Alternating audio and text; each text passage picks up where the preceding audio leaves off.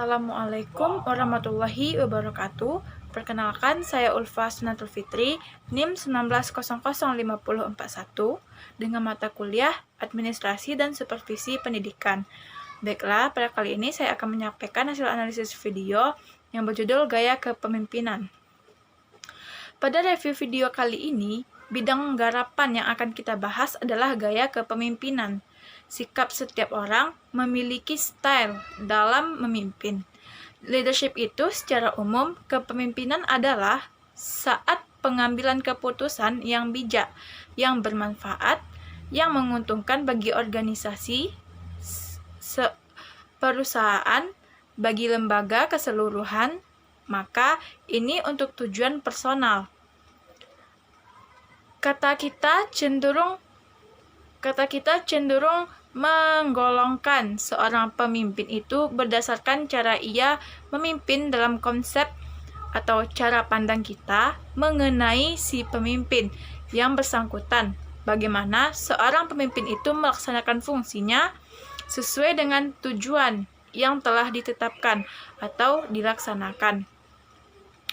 Ketika seorang pemimpin itu memimpin atau melaksanakan kepemimpinannya secara umum, style seorang pemimpin itu akan melekat pada diri mereka. Misalnya, gaya kepemimpinan demokratis, di mana seorang pemimpin itu all of time, di mana ia memimpin dengan melibatkan sesuatu hal secara logis. Apabila seorang pemimpin bertemu dengan karyawannya yang pemalas, apakah seorang pemimpin demokratis bisa menghandalnya? Jadi, style kepemimpinan seseorang itu tidak bisa dilihat dari melekat pada diri mereka masing-masing.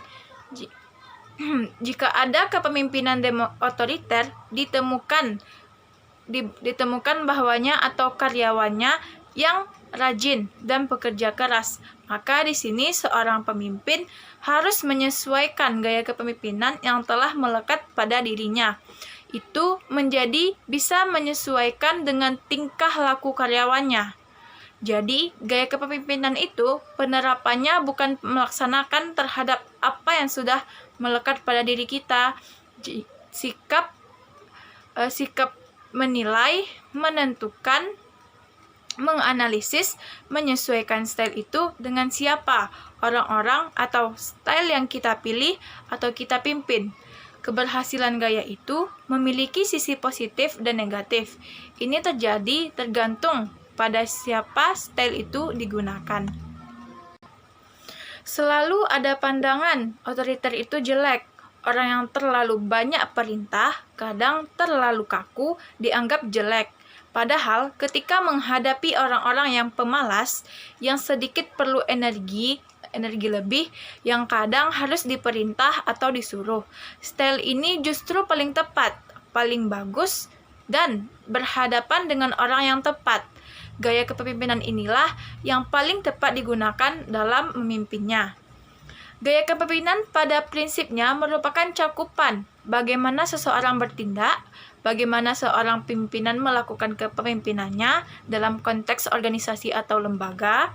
Maka cara termudah dalam membahas berbagai macam gaya ialah dengan menggambarkan seperti apa jenis lembaga, jenis organisasi, atau situasi yang dihasilkan atau yang cocok bagi sebuah gaya atau style yang diterapkan oleh si pemimpinnya. Ada suatu pertanyaan yang muncul mengenai gaya kepemimpinan seseorang. Apakah ada alat tulis buat kita sebagai orang yang menilai, melihat karyawan atau orang yang berada di lingkungan itu untuk mengukur gaya kepemimpinan seseorang? Apakah ada indikator tertentu yang dapat dimanfaatkan seperti apa gaya kepemimpinan? Kita mengambil satu statement yang dijelaskan Gibson. Minimal ada 5 alat ukur atau indikator yang bisa kita manfaat untuk mengukur gaya kepemimpinan mereka. Bisa kita ukur ketika kita menjadi seorang pemimpin. Bisa kita manfaatkan untuk mengukur gaya kepemimpinan tersebut. Kelima indikator itu, yang pertama ada karisma.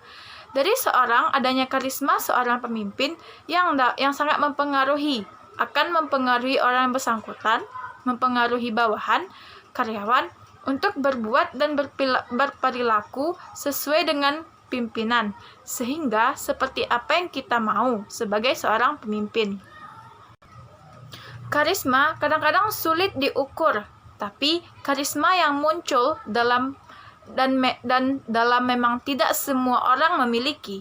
Artinya adalah daya pikat, daya tarik yang membuat seseorang secara fisik, batin, tanpa disadari muncul keseganan, selalu ingin mendengarkan, seperti satu kesempurnaan yang kita lihat dari seseorang. Kita juga bisa melihat di lingkungan sekitar, tidak hanya kawan yang karismanya, tapi lawan berkarisma bisa menjadikan kita mengikutinya. Yang kedua yaitu melalui pengaruh ideal. Seorang pemimpin yang baik seharusnya mampu memberikan pengaruh positif bagi keseluruhan bawahan. Kalau ingin membuat orang lain menjadi disiplin, maka kita harus menjadi orang yang disiplin lebih dulu.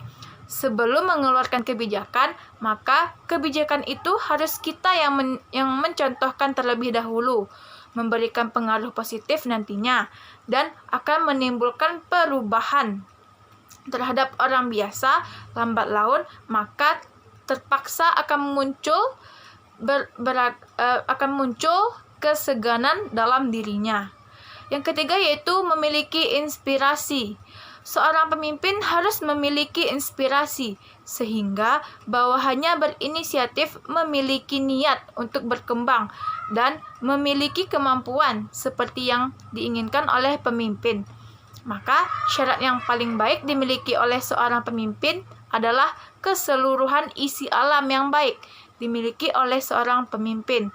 Dia jujur, baik, bisa ditiru, konsekuen, memiliki komitmen yang tinggi, pintar, cerdas, pandai dalam mengambil keputusan, adil, dan apa saja hal yang baik di muka bumi menjadi syaratnya.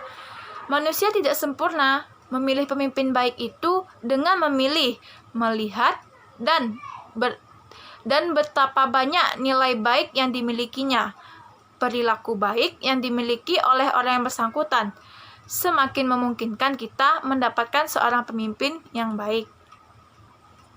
Yang keempat yaitu adanya kemampuan secara intelektual.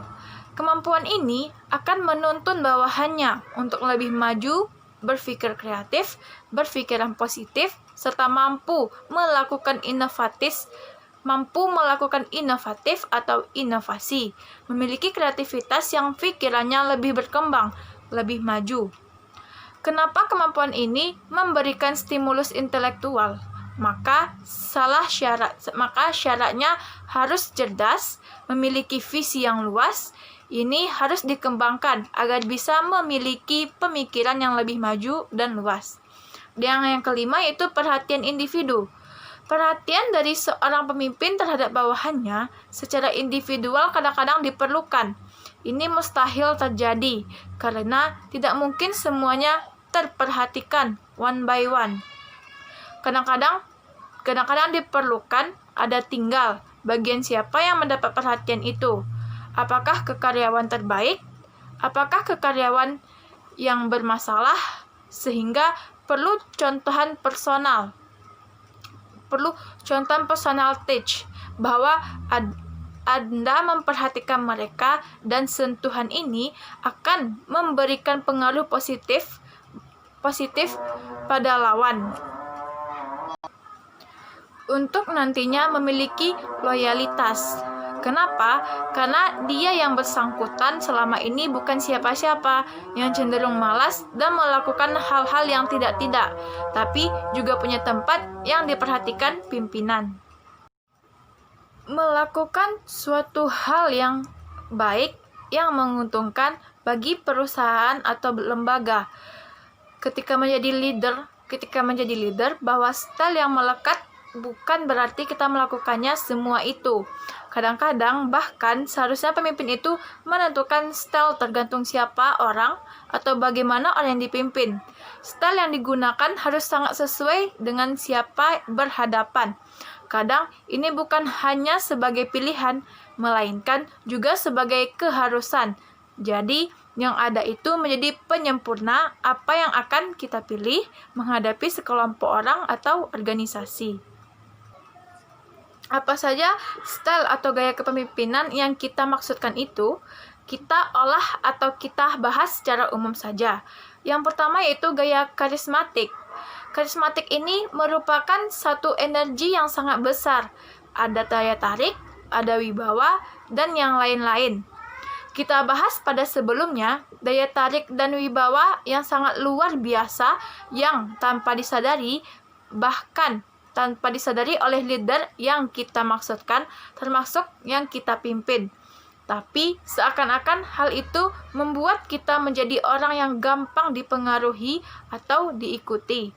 Karena sekali dia bicara, seakan-akan dalam pikiran kita itu sempurna. Ketika melihat penampilannya menyenangkan dan menenangkan. Itu disebut karismatik. Betapa hebatnya seorang pemimpin itu ketika mendapatkan pengikut yang luar biasa. Ini terjadi karena seorang pemimpin memiliki karisma. Pemimpin karismatik ini memiliki sifat inspirasi, keinginan, memiliki keyakinan, dan teguh pada pendidik, dan total saat memimpin. Yang kedua yaitu gaya paternalistik. Tipe paternal, dia kebapakan dengan sifat kebapakan secara umum, seperti itulah tipe kepemimpinan itu. Tipe yang dimiliki style ini adalah dia menganggap bahwa manusia belum dewasa atau belum pernah dewasa. Orang tua dan bapak kita membimbing terus-menerus. Karena ada titik dia belum percaya kita mampu melakukan itu, meski umur kita sudah berapa dan ada yang perlu dikembangkan. Style yang kedua adalah tipenya adanya keinginan untuk melindungi, terlalu berlebihan ke bawahannya. Di satu sisi adanya kesenangan yang terasa bagi karyawan jika dilindungi. Ada juga akan muncul kerugian, yaitu orang yang dipimpin tidak memiliki kemandirian. Semua pekerjaan atau kepemimpinan yang melakukan, karyawan tidak ada melakukan sesuatu atau segala hal. Tipe yang ketiga dari style ini adalah jarang memberikan kesempatan kepada bawahan, tidak pernah seakan-akan melakukan sesuatu itu sendiri, tidak memberikannya kepada karyawan.